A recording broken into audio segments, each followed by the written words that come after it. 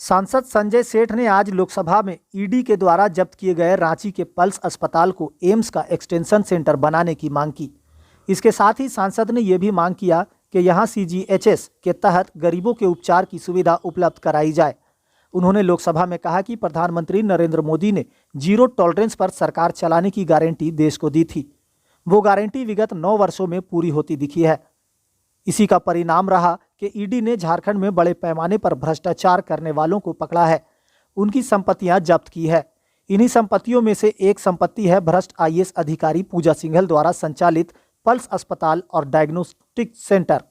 इसे ईडी ने अपने कब्जे में लेकर सरकार को दे दिया है। सांसद ने कहा कि ये झारखंड का एक अत्याधुनिक निजी अस्पताल है, जहां हृदय रोग, किडनी रोग, लीवर रोग, दिमाग से संबंधित रोग, कैंसर जैसी गंभीर बीमारियों के उपचार की सुविधा उपलब्ध है। अब ईडी ने इसे जब्त करके इसके संचालन की जिम्मेदारी सरकार को दे दी है। सेठ ने सदन में कहा कि भारत सरकार से मेरा आग्रह है कि इस अस्पताल को एम्स का एक्सटेंशन सेंटर बनाया जाए। इसके साथ ये भी सुनिश्चित किया जाए कि यहाँ सीजीएचएस के तहत सस्ते दर पर आम लोगों को इलाज की सुविधा उपलब्ध हो सके।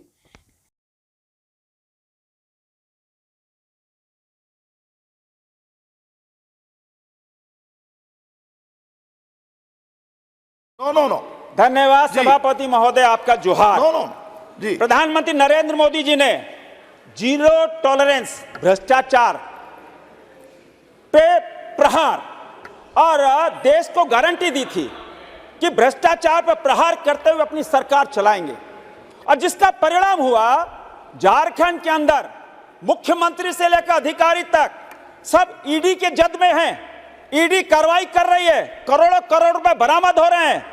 मुख्यमंत्री की निकट की रही एक आईएएस अधिकारी पूजा सिंघल, जिसको पिछले साल गिरफ्तार किया गया ईडी ने, उसके चार्टर्ड अकाउंटेंट के यहां 20 करोड़ रुपए नगद बरामद हुआ और उसने कई 100 करोड़ लगाकर एक बड़ा अस्पताल बनाया रांची में।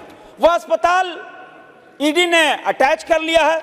मेरा आग्रह है कि उनकी संपत्ति जब्त की गई, अस्पताल जब्त किया गया है, उस अस्पताल को जो हृदय रोग, किडनी रोग, लीवर रोग, दिमाग संबंधी, कैंसर संबंधी बड़े बड़े उपकरण वहां लगे हैं।